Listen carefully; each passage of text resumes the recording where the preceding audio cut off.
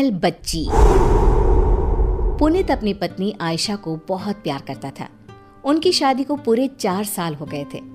Ayesha pregnant थी, इसलिए पुनीत आयशा को अपनी माँ के पास गांव में उसकी देखभाल के लिए लेकर जाता है।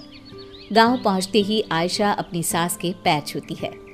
जुग जुग जियो और अपनी सास को जल्दी से पोता दे दो। माँ जी, क्या बेटा और बेटी, आज के जमाने में लड़का लड़की सब एक समान होते हैं। तुम्हारे शहर में होता होगा ये सब, हमारे गांव में नहीं। मुझे तो पोता चाहिए बस। हे भगवान, ये दोनों तो अभी से शुरू हो गए। ये दोनों अगर ऐसे ही लड़ते रहे तो कैसे चलेगा ये सब। इन दोनों को मुझे ही रोकना पड़ेगा। अरे अरे माँ, क्या अपने बेटे से नहीं मिलोगी? हाँ हाँ, क्यों नहीं। कैसा है रे तू? कितने सालों बाद आया अपनी माँ से मिलने। शहर जाकर तो तू अपनी माँ को भूल ही गया था। अरे माँ, अब सारी बातें यहीं खड़े खड़े करोगी क्या? हैं? पता है ना, आयशा पेट से है, वो ज्यादा देर तक खड़ी नहीं रह सकती। कमला दोनों को अंदर ले जाती है। माँ, आपसे एक बात बोलनी थी। हाँ हाँ, बोल बेटा, क्या बात है? माँ, वो खत में मैंने तुम्हें बस अपने आने की खबर दी थी और आयशा के बारे में बताया था। पर माँ, मुझे वापस शहर जाना होगा। मैं सिर्फ आयशा को यहाँ छोड़ने आया था। मुझे आज शाम को ही वापस जाना होगा। ऑफिस में बहुत काम है माँ। ये तू क्या बोल रहा है? मैं कितनी खुश थी कि अब हम सब साथ रहेंगे यहाँ। माँ प्लीज समझा करो, जाना जरूरी है मेरा। और माँ, तुमसे अच्छी सेवा आयशा की कोई और नहीं कर सकता, है ना? शाम होती ही पुनीत वापस शहर चला जाता है। आयशा का पूरा टाइम चल रहा था। उसको कभी भी कुछ भी हो सकता था। कमला अपनी बहू की खूब सेवा करती थी, उसे अच्छा अच्छा खिलाती थी और आखिर वो दिन आ ही गया।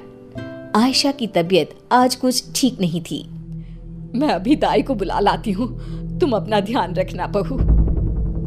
कमला दाई को बुला लाती है और कुछ ही देर में आयशा बेटी को जन्म देती है। बेटी हुई है, इतना बोलकर दाई वहां से चली जाती है। बेटी का नाम सुनते ही कमला को बहुत गुस्सा आने लगता है। इसको मैंने पहले ही कहा था, मुझे पोती नहीं पोता चाहिए, फिर भी इसने मुझे पोती दी। आधी रात को जब सभी सोए हुए थे, कमला चुपचाप उठती है।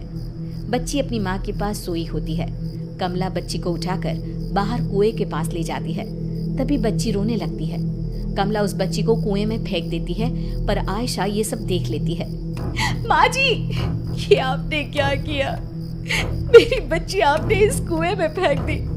मुझे मेरी बच्ची चाहिए। मेरी बच्ची ला कर दो मुझे। अरे रोना बंद कर, अब देखना, अब की बार ना लड़का ही होगा। अपनी सास की ये बात सुनते ही आयशा वहीं दम तोड़ देती है। आयशा को मरा देख कमला बहुत डर जाती है, इसलिए उसे चुपचाप ले जाकर घर के पीछे गड्ढा खोदकर उसमें गाड़ देती है। कई साल बाद पुनीत गांव वापस लौटता है, ढेर सारे खिलौने लेकर। कहाँ है सब? आयशा, अरे माँ, कहाँ गए सब? हे भगवान, मुझे भी उठा ले। ये दिन देखने से पहले तूने मुझे क्यों नहीं उठा लिया? माँ, क्या बात है? आप ऐसे क्यों बोल रही हो? और हाँ, आयशा और मेरी बच्ची कहाँ है? आपका खत मिला था मुझे, आपने बताया था ना मेरी बेटी हुई है, कहाँ है वो? वही तो, मेरी बहू और पोती अब इस दुनिया में नहीं है। कुछ दिन बाद ही बच्ची मर गई। बहू ये बर्दाश्त नहीं कर पाई और उसने भी अपना दम तोड़ लिया। और तू अब आया है कितने सालों बाद। क्या? ये आप क्या कह रही है माँ? माँ, आपने मुझे पहले क्यों नहीं बताया? मैं अपनी बच्ची की सूरत भी नहीं देख पाया। मैंने तुझे इसलिए नहीं बताया कि तू शहर में परेशान ना हो जाए। और अब मैं तेरी दूसरी शादी करूंगी, देखना, वो बहू मुझे जरूर पोता देगी। पुनीत का रो रो कर बुरा हाल था। रात का समय था। उसकी नजर खिड़की से बाहर तारों पर थी। उसे नींद नहीं आ रही थी। तभी खिड़की से एक चुड़ैल बच्ची झांकने लगती है। पापा, पापा मुझे बचा लीजिए। कौन है वहाँ?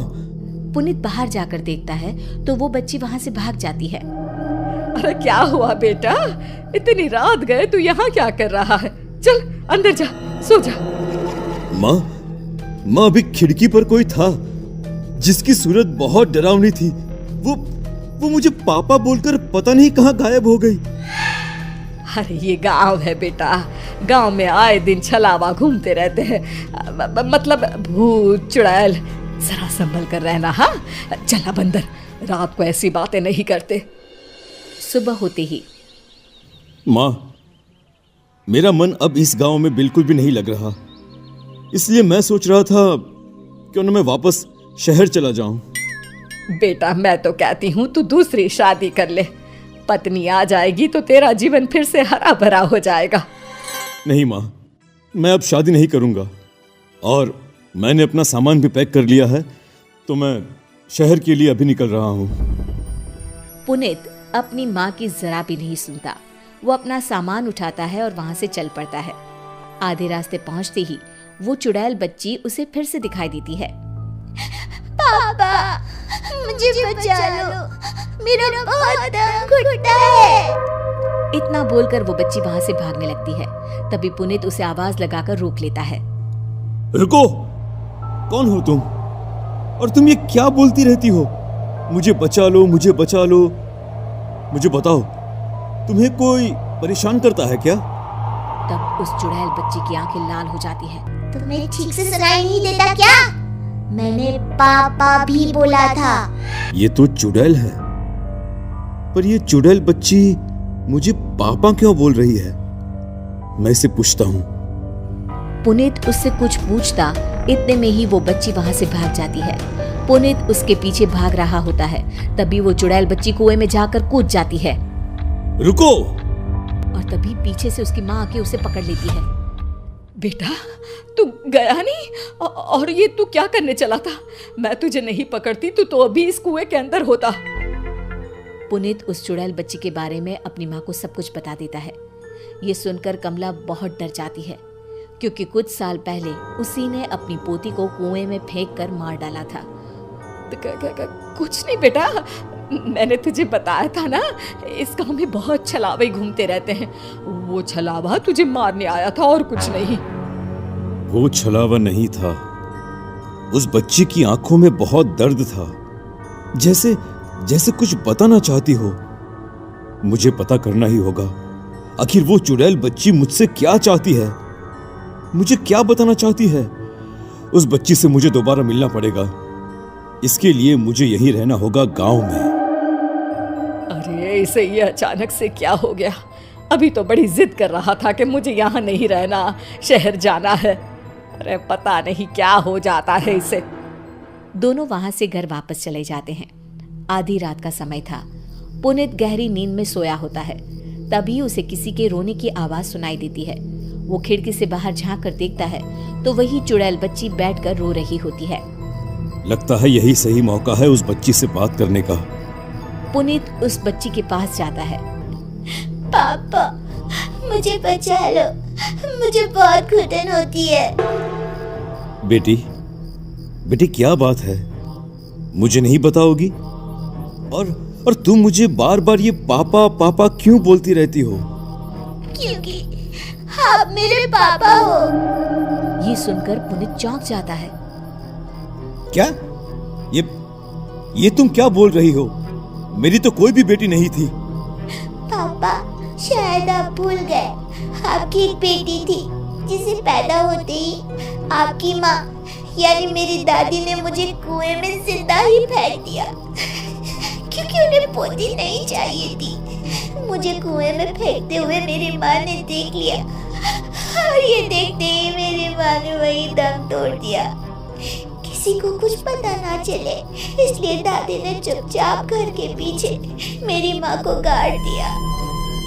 बेटी, मेरी बच्ची, मेरी बेटी, आजा, आजा मेरे पास।